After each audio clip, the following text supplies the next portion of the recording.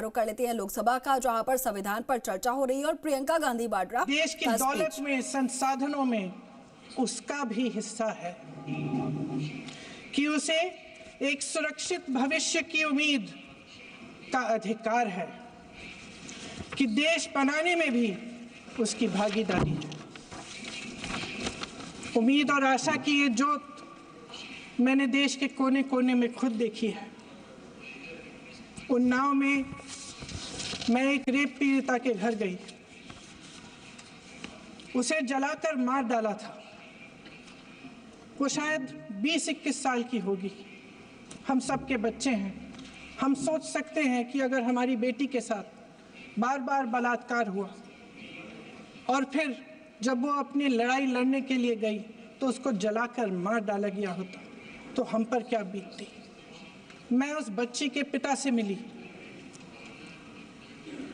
उसके खेत जलाए गए थे, उसके भाइयों को पीटा गया था, उसके पिता को बाहर से घर के बाहर घसीट कर मारा गया था।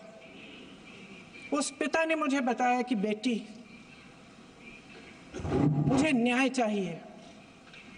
मेरी बेटी अपने एफआईआर को दर्ज करने के लिए जब जिले में गई तो उसको मना किया गया। अगले जिले में जाना पड़ा उसे। वो रोज सुबह 6 बजे उठकर तैयार होकर अकेली अपने मुकदमे को लड़ने के लिए अगले जिले में ट्रेन से जाती थी।